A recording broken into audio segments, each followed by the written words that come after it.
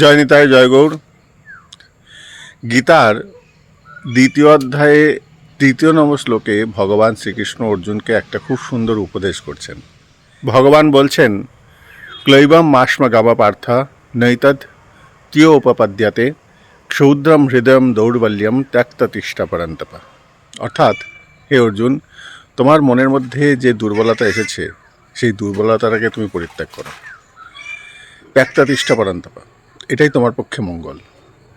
এখন অর্জুন, শুধু ভগবান শ্রীকৃষ্ণ অর্জুনকে এই কথাটা বলেছেন তা নয়, অর্জুনের মাধ্যমে সমস্ত জগৎকে, জগতের মানুষকে এই কথাটা বোঝাতে চেয়েছেন যে তোমার মনের মধ্যে যে দুর্বলতা, সেই দুর্বলতার বিরুদ্ধে লড়াই করো।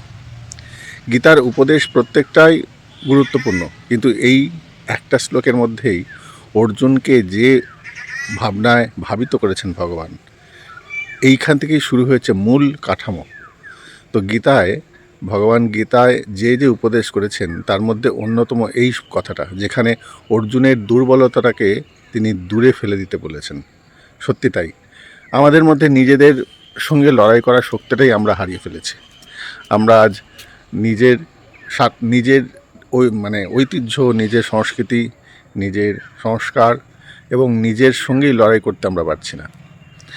তো নিজেকে আগে তৈরি হতে হবে, নিজেকে যোগ্য তৈরি করতে হবে এবং সমাজের সঙ্গে, সমাজের যারা বিরোধী তাদের বিরুদ্ধে লড়াই করতে আমাদের সচেষ্ট হতে হবে। যেসব মানুষ নিজেকে হারিয়ে ফেলেছে, নিজেকে খুঁজে পাচ্ছে না, তাদের অবশ্যই গীতা অধ্যয়ন করা উচিত।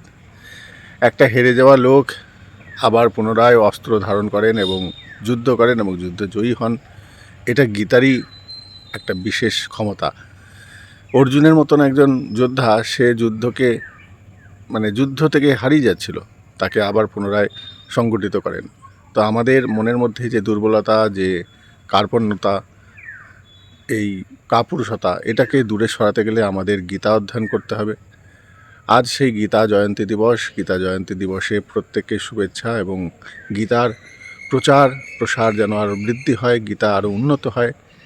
এই আজকের দিনে আমরা প্রতিশ্রুতিবদ্ধ হয়ে আমাদের যে হারিয়ে যাওয়া সংস্কৃতি, আমাদের যে হারিয়ে যাওয়া যে সংস্কার, যে ঐতিহ্য, সেগুলো যেন আমরা গীতার ভাবনায় ভাবিত হয়ে আবার পুনরুদ্ধার করতে পারি। এই ভাবনায় যেন আমরা উদ্গ্রীব হই, আমরা অগ্রসর হই। এই ভাবনা নিয়ে আজকের দিনটা আমরা পালিত করব। জয় নিতাই, জয় গৌর, সকলের মঙ্গল হোক, গীতার জয় হোক। জয় নিতাই।